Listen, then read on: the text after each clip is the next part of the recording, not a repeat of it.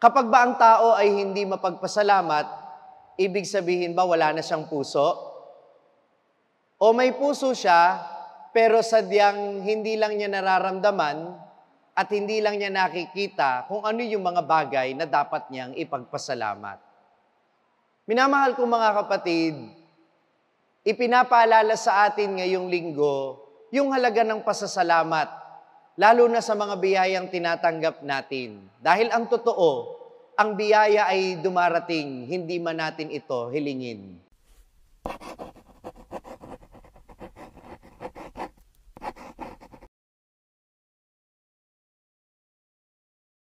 Ang mabuting balita ng Panginoon ayon kay San Lucas.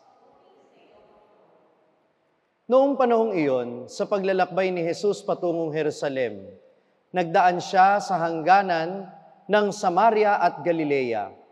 Nang papasok na siya sa isang nayon, sinalubong siya ng 10 ketongin. Tumigil sila sa malayo-layo at humiyaw, "Jesus, Panginoon, mahabag po kayo sa amin." Nang makita sila ay sinabi niya, "Humayo kayo at pakita sa mga saserdote." At samantalang sila'y naglalakad, gumaling sila. Nang mapuna ng isa na siya'y magaling na, nagbalik siyang sumisigaw ng pagpupuri sa Diyos. Nagpatira pa siya sa paanan ni Jesus at nagpasalamat. Ang taong ito'y Samaritano. "Hindi ba 10 ang gumaling?" tanong ni Jesus. "Nasaan ang 9? Wala bang nagbalik at nagpuri sa Diyos, kundi ang dayuhang ito?" Sinabi ni Jesus sa kanya, "Tumindig ka't umayo sa iyong lakad.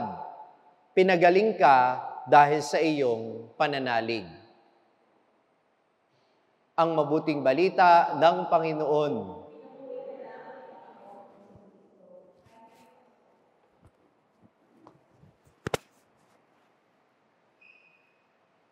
Magandang umaga po sa inyong lahat.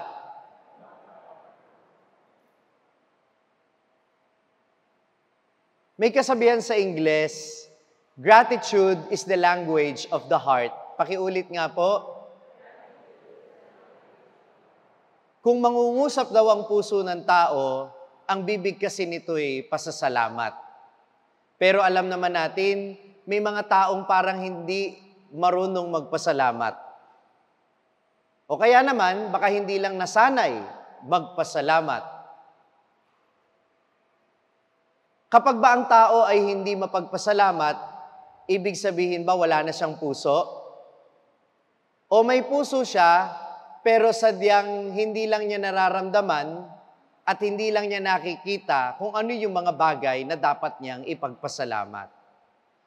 Minamahal kong mga kapatid, ipinapaalala sa atin ngayong linggo yung halaga ng pasasalamat, lalo na sa mga biyayang tinatanggap natin. Dahil ang totoo, ang biyaya ay dumarating, hindi man natin ito hilingin. Amen ba yon?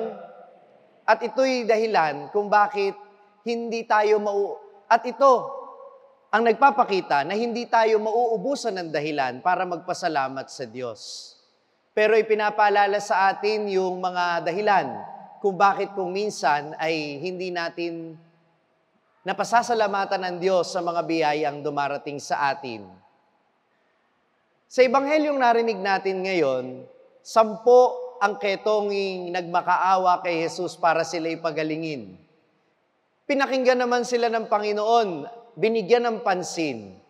Kaya ang sabi ng Panginoon, humayo kayo at magpakita sa mga pari upang sila ay maideklara ng malinis. Dahil ang ibig sabihin nito, pwede na silang bumalik sa kanilang pamilya.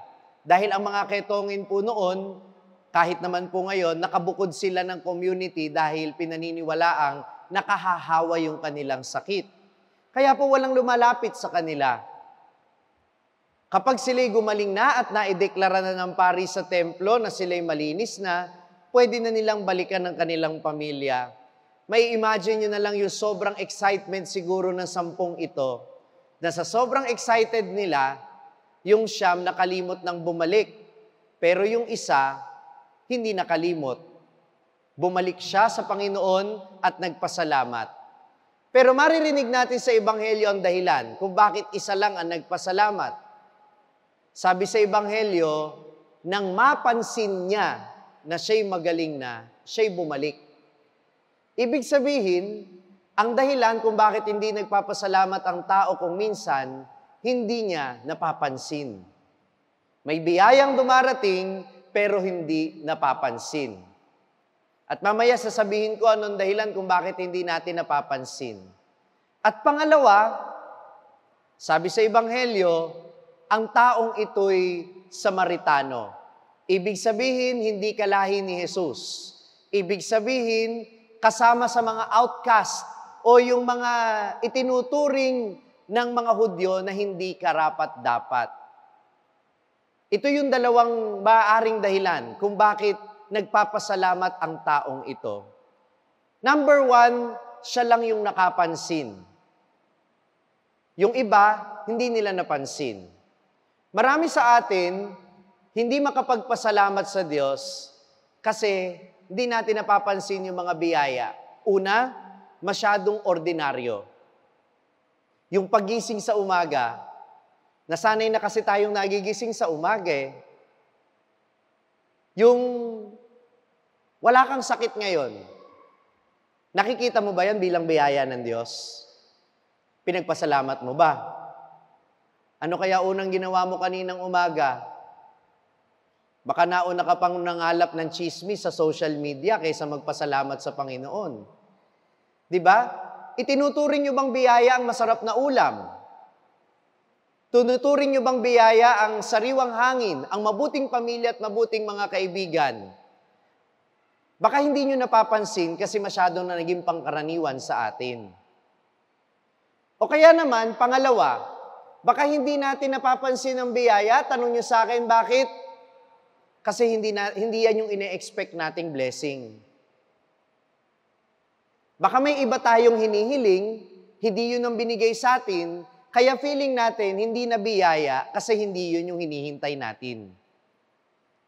Pero anumang mabubuting bagay na dumarating sa ating buhay, kahit hindi natin ito hiniling, at kahit iba ito dun sa inaasahan natin, biyaya pa rin yan. At mas madalas, kagaya nga ng sabi ko noong nakaraang linggo, yan ay mas makabubuti para sa iyo dahil kahit hindi mo hiniling, ibinigay sa iyo ng Panginoon. Amen po ba yun? Baka kaya hindi natin napapansin, dahil hindi yan yung ating inihiling. O kaya naman, pangatlo, baka kaya hindi natin napapansin kasi masyado na tayong nalilibang sa buhay at akala natin lahat ng mga biyaya na dumarating sa atin, deserve natin. Accomplishment natin. Halimbawa, nung sumweldo ka, baka ang iniisip mo, pinaghirapan ko kasi ito eh. Deserve ko to. Kaya nga nung dumating sa'yo yung pera, ano ang una mong reaksyon? Saan ko ba gagastusin ito? Ano bang babayaran ko? Ang tanong, ipinagpapasalamat niyo pa ba sa Panginoon na may kinikita kayo? Pinagpapasalamat niyo pa ba sa Panginoon na may hanap buhay kayo? O nakikita niyo lang ito na isang bagay na deserve ninyong sumweldo kasi pinaghirapan ninyo? Hindi tayo magpapasalamat kung feeling natin deserve yun.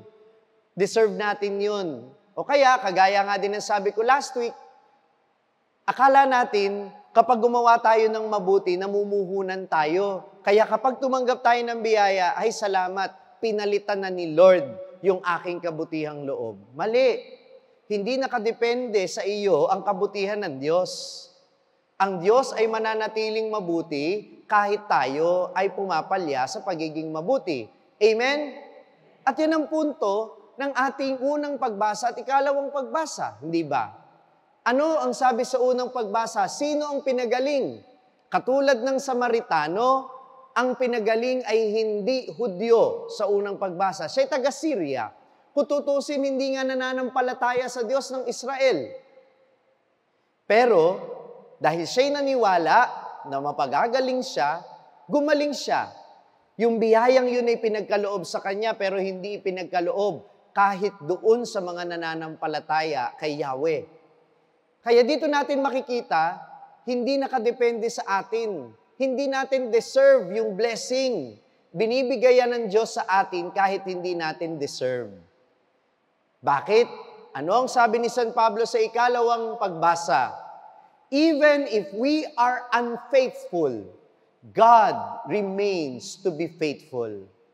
Kahit hindi tayo tapat, ang Diyos mananatiling tapat. Pakiulit nga po, kahit hindi tayo tapat, ang Diyos mananatiling tapat. Kaya hindi niya tayo pababayaan kahit siya pinababayaan natin. Mananatili siyang mabuti kahit tayo kung minsan ay nakagagawa ng masama. Kaya ano ang sabi niya? Sumisikat at lumulubog ang araw sa mga taong banal at makasalanan. Lahat tayo pinagpapala pa rin sa kabila ng mga pagkukulang natin. Ngayon ko kayo tatanungin, hindi pa ba sapat na dahilan yan para ang Panginoon ay ating pasalamatan? Kaya nga minamahal ko mga kapatid, yung Samaritano ay bumalik sa Panginoon patapos na siya'y gumaling kasi nakaramdam siya ng utang na loob dahil alam niyang hindi deserve. Dahil alam niyang hindi niya deserve yun. Dahil alam niyang hindi siya karapat-dapat sa biyaya ng Diyos, pero tinanggap pa rin niya yung biyayang iyon. At sana ganyan disposisyon natin sa tuwing lalapit tayo sa Kanya, lalo na kapag araw ng linggo, na tayo makasalanan, tayo hindi karapat-dapat, pero patuloy tayong pinagpapala ng Panginoon. Kaya nga ang every Sunday Mass is a Thanksgiving celebration dahil marami tayong dapat ipagpasalamat sa Panginoon. Amen? At bibigyan ko kayo ng tip para lalo kayong makakita ng dahilan para kayo'y magpasalamat sa Panginoon. Gusto nyo malaman paano? Gusto nyo malaman paano? Magdasal kayo araw-araw. And there is a specific prayer that can increase gratitude in your life. At makinig kayong mabuti. Tuturo ko sa inyo step by step. Ginagawa ko din po ito. Kaya nga ang kantsaw nung iba nung birthday ko, Father, 35 ka na, pero mukha kang bata pa. Ano ang sikreto? Isang pusong mapagpasalamat. Totoong marami tayong problema. Amen? Totoong mabigat ang pinagdaraanan natin ngayon bilang bansa. Amen? Totoong maraming bayarin. Totoong mataas ang bilihin. Totoong meron tayong problema sa pakikisama sa kapwa. Pero, hindi ibig sabihin, wala tayong ipagpapasalamat. Ito ang pwede ninyong dasalin. Ito yung tinatawag na consciousness examen. Pakiulit nga po. Di ba? Obvious naman sa pangalan. I-examine ninyo, susuriin ninyo ang inyong consciousness o ang inyong kamalayan. Madalas kaya hindi tayo makahanap ng dahilan para magpasalamat kasi wala tayong malay sa mga mabubuting ginagawa ng Diyos sa ating buhay. Number 1, pwede mo itong gawin sa tanghali, bago ka kumain ng tanghalian, o kaya naman, bago ka matulog ng siesta. Pwede mo itong gawin bago ka matulog sa gabi. Pwedeng once a day, pwedeng twice a day. Mananahimik ka for at least 5 minutes.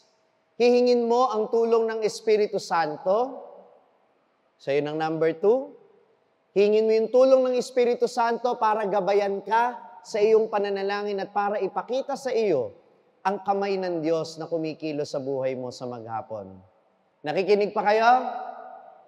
Number 3. Habang nakatahimik kayo, balikan ninyo lahat ng nangyari sa maghapon. Mula nung gumising kayo nung umaga, hanggang nung tanghali o hanggang gabi. Depende kung kailan kayo nagsimula. Tapos, i-replay lang ninyo na para ba kayo nanonood ng pelikula ng sarili ninyong buhay. Alalahanin ninyo lahat ng ginawa ninyo, lahat ng naisip ninyo, lahat ng naramdaman ninyo, lahat ng naranasan ninyo, lahat ng taong nakaharap ninyo. Na para nyo bang pinapanood lang yung sarili ninyo. At doon mo makikita, ano yung mga nangyari sa araw mo nakitang-kitang dinala ka ng Diyos sa sitwasyon na yon. At ano yung imbitasyon niya sa'yo?